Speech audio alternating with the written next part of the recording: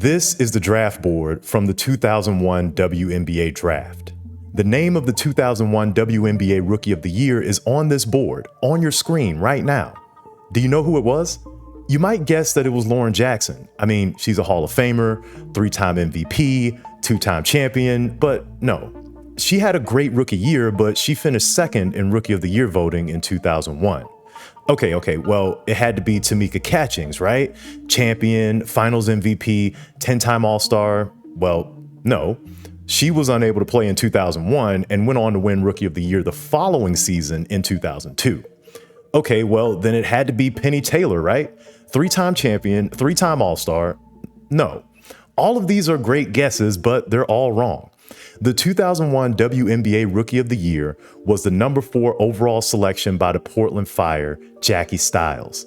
This small-town girl from rural Kansas dazzled the NCAA tournament and WNBA in the same calendar year and is probably the greatest basketball player you've never heard of. Jackie is from a small town called Claflin, Kansas, which at the time had a population of only 700 people. The high school she played for, Claflin High School, only had 97 total students, but this little town rallied around their local sports stars, and no star shined brighter in the mid-90s than Jackie Stiles. She was such an attraction that she had people lined up around the block to come watch her play in her high school games. What are you here for? To watch Jackie Stiles. Oh, she's the best player in the state of Kansas. She's the best ball player in the United States. We had some Claflin people about 9 o'clock lined up with their tents and chairs and having a good time. Okay, well, that last guy was her dad and also the school's athletic director, but he's not lying. People were lined up, camping outside to make sure they had a seat in this small gym to watch Jackie play basketball. And for good reason. Jackie was getting buckets, averaging 46.4 points per game with 8 rebounds and 7 assists. That's almost a 40-point triple-double in high school. She once scored 71 points in a single game, which is a Kansas high school state record that stands to this day. During her junior year, she once scored 61 points in 17 minutes of the opening game of the season. That's an average of almost 4 points a minute during that 17-minute stretch. Do you understand how crazy that is? Teams only average about 2 or 3 possessions a minute. So to average 4 points a minute, you literally have to be taking almost every shot and not missing. At one point during her sophomore season, Jackie suffered a broken bone in her dominant wrist, switched to shooting with her left hand, and still averaged 20 points a game. So you can see why the good folks of Claflin were lined up around the block to get a glimpse of this dominant high school athlete. But why was Jackie so good? Well, if you ask her or her coaches, they will tell you it was because of an insane work ethic. Listen to this clip of young Jackie talking about her daily workout. It seems like I spend, every bit of my spare time in the gym. During the season, I make 1,000 shots probably twice a week. If I don't make 1,000 shots, I have a 45-minute workout that I do every day. Like before a game, I have a workout, and then the day of a game, I come in the morning, I shoot, and I make 115 shots. So it's pretty much each and every day, I'm in the gym working out. That is a 16-year-old girl describing a workout routine that rivals the most intense regimen of a pro athlete. This fueled her legendary high school career, but if we're being honest, this is nothing too special. The pages of basketball history are filled with stories of talented athletes who were able to dominate in their small town gym. The real test would be if Jackie could translate this success at the next level. When it came time to pick a college, Jackie was obviously heavily recruited by D1 programs and came close to committing to UConn, but she ultimately decided to go to Southwest Missouri State, a smaller program only 6 hours from her hometown.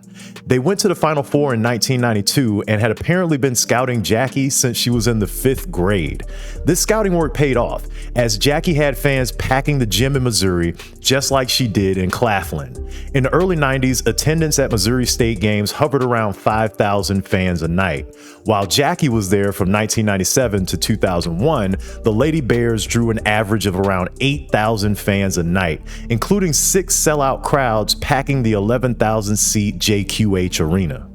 During her career at Missouri State, Jackie averaged over 20 points per game every season, totaling 3,393 points over the course of her collegiate career to set an NCAA scoring record which stood for 17 years, only recently being broken by Kelsey Plum. This offensive volume was bolstered by averaging 30.3 points during her senior season.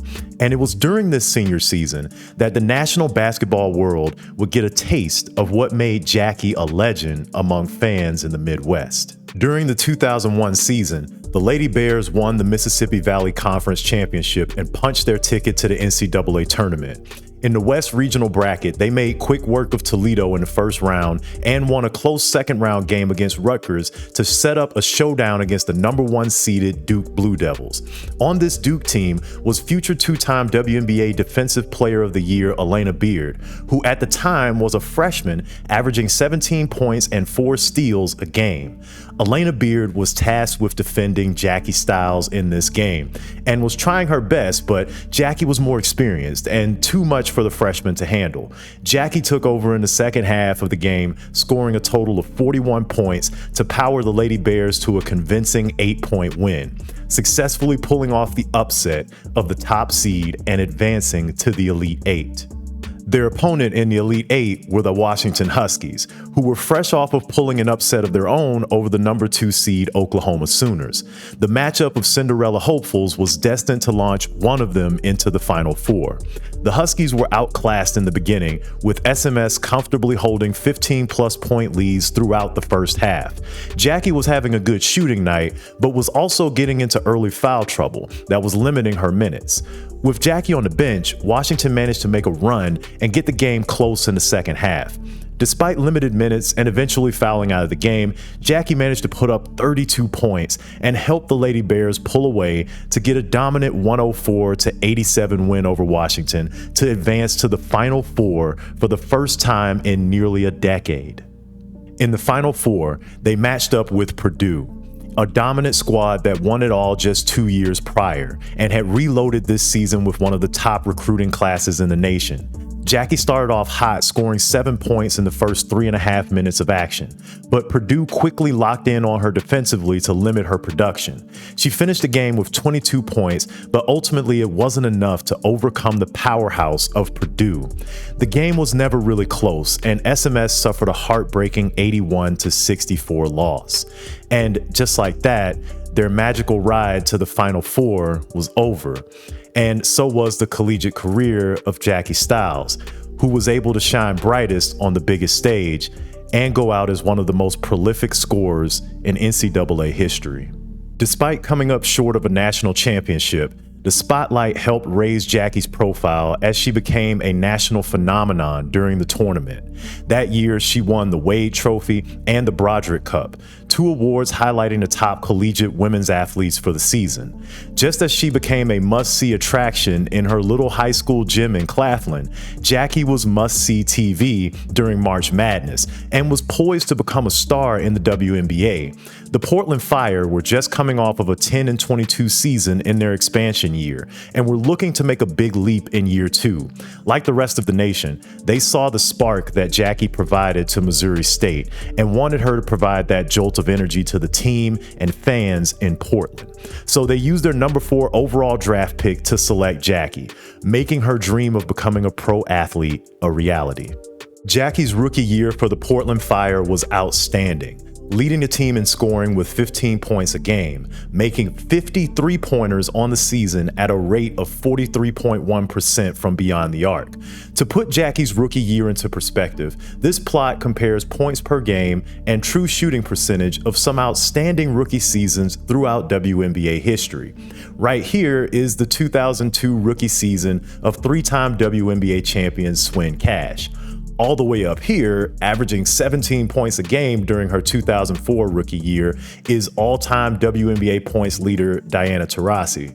Right here is another 2002 rookie, four-time WNBA champion and all-time assist leader, Sue Bird. And not too far away from her, averaging 15 points on 53% true shooting, is Jackie Stiles during her 2001 Rookie of the Year campaign. So I guess the question is, what happened? Why are the other women on this plot multi-time WNBA champions and legends, and yet I'm calling Jackie Stiles a player you've never heard of?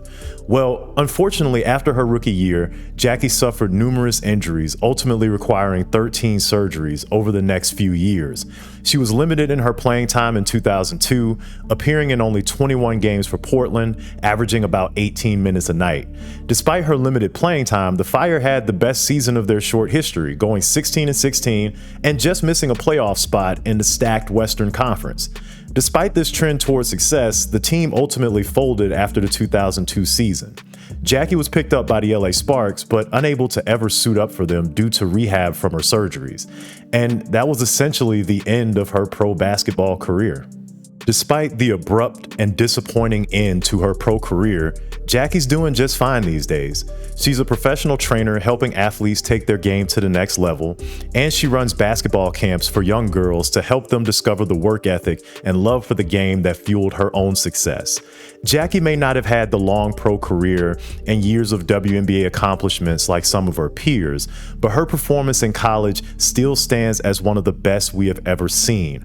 Her Rookie of the Year season suggests she was on a trajectory to become an impactful WNBA player, making her career without the injuries a very intriguing what-if scenario. And all of this together makes her a legend in her own right, and one of the best basketball players we've ever seen. I was so happy that I got, for the most part, one healthy year in the league. And it just showed that, I could play at that level. And I told my second grade teacher I wanted to play professional basketball when I grew up. So to be able to live out that dream, even though it was a short-lived experience, it was just very gratifying to be able to say, hey, I did play in the WNBA.